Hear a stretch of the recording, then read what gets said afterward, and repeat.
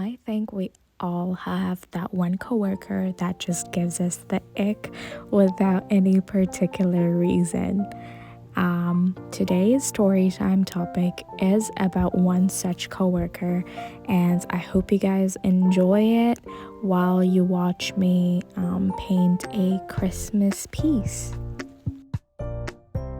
I had started working with this company with 7 other people, and we would usually just keep to ourselves because we were new, we were kind of scared of, everyone around, and we were just trying to figure our professional lives in this company. And so we used to stick together and sit in the same cubicle area in our office. And let's call the toxic coworker Bob for now. So he was a slightly more tenured person at the company who was responsible for providing some training and just giving some directions to us newbies. And I'm usually one to keep my personal and professional life separate. However, he was really friendly in the beginning, so I thought, it's not a big deal if I make a friend out of a office. This should have already been a warning sign for me because people in the office, as you all might know, like to gossip a lot, and I thought that this was just normal, that maybe I had made a friend in the office, but people started gossiping that, we were dating, and I really wasn't into the idea, so I sort of stopped hanging out around him as much. Just for a little bit of context, I had met his friend group as well, which was outside of work, and I had hung out with them maybe twice. I think it was just once, but maybe twice. And at this point, he wasn't talking to the other people in the group that I had started working with. Now, at the time that all of this happened, there was a managerial position that had opened up, and I'll get into that in another video if you guys are interested about how the whole office politics thing got in the way. But for this video, I'll just stick to what exactly happened after that. Bob had a lot of male ego inside of him, and he thought of him superior to a lot of people around him. So the one time that I remember hanging out with his friends and him, there was just a conversation that was happening whereby I made a very silly joke, and it wasn't even that serious. I had just said something along the way of shut up, or don't talk, or something like that. And he got so offended by it that he took me to the side and said, "Do not ever talk to me in that way."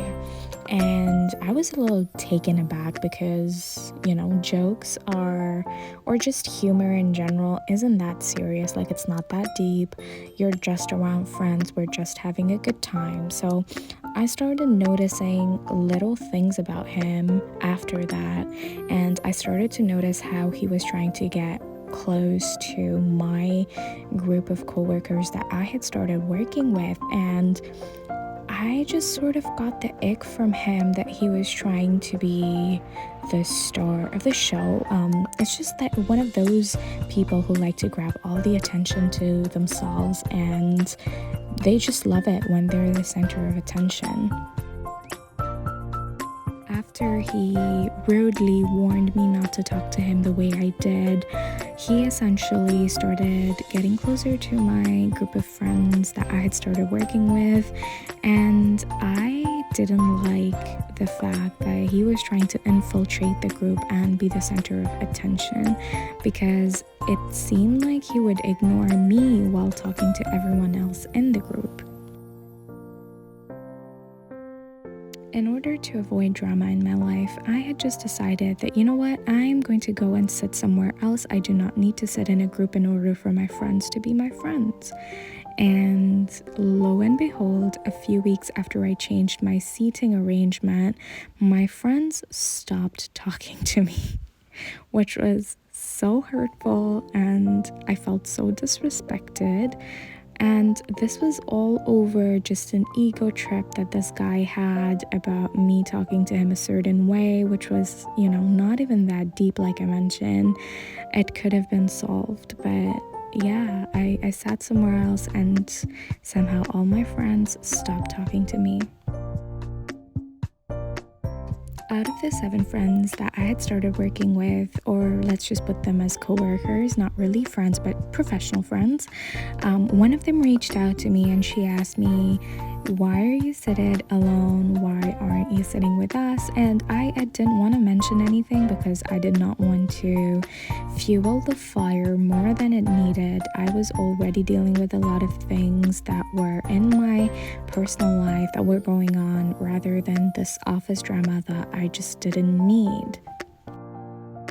Turns out that he was using my silence as a weapon. He essentially started spreading false rumors about how I liked him and how he had rejected me.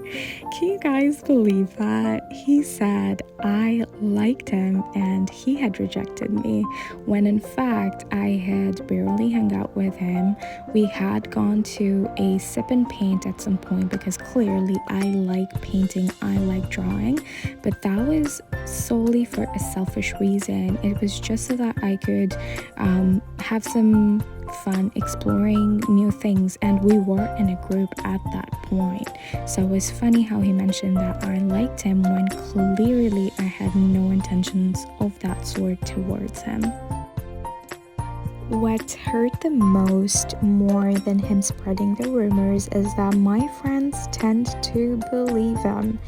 And I call them friends because, yes, we did start working together. We were a small group of people. We weren't that large of a group. And we had 3 girls and 5 boys, and we were all age mates. And this person, this Bob person, was a little bit older than us. So I thought, we were a team. But the moment he started hanging out with them, he used to take them to parties. He just essentially built a private connection with them that was beyond professional. And I guess that's the reason why they believed him over me, because I had stopped talking to them only so that I could avoid his presence. And I guess somehow removing yourself from drama, or wanting to remove yourself from a situation like this, just makes you look guilty, which is kind of stupid, right? But anyways, if those friends weren't talking to me, I realized I didn't need to force myself into that group anymore. And I learned one thing from this whole situation, and that is your office friends are just that, office friends. They cannot necessarily turn into lifelong friendships. And that was clear because the group had clearly broken up because of this one person. Somehow everyone stopped asking me to hang out with them and take me to different places like we used to in the past. We had a Thursday ritual of going out for drinks after work, and I was sort of not invited in that anymore, and everyone just started giving him more and more attention, which I thought was great for him. He can have those friends. If your friends are not going to believe you, or at least reach out to you in order to ask about a certain situation or clear things up, then I guess they're really not your friends, right? Now, there are a lot of details that I have omitted in this video since I wanted to keep it short, because there were a lot of things that were said from his side, and I guess my one mistake was not clearing out the air with my friends, and maybe I did make some mistakes along the way as well. For example, just hanging out with him in the first place. Also keep in mind that this whole thing happened over a span of 6 months, so this is a really compressed version of what happened. I honestly honestly have no problem with anyone wanting to be the center of attention anywhere, including a workplace. However, it just gets annoying when you know that this person is a complete snob and is doing this out of, a fat ego instead of actual ability. I guess where he earned his point was that he was a charmer and he could, regardless of the situation, talk to people. And I'm a very non-confrontational person, so everyone automatically assumed that it was all my fault. To wrap up this story time, I do have to mention that after moving on from that group of friends, I did eventually make 3 friends from that company that I still hang out with on a regular basis.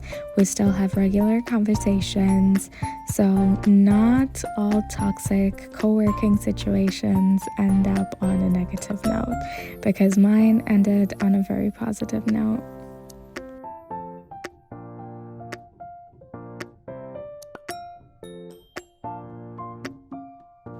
If you have stuck around so far, thank you so much.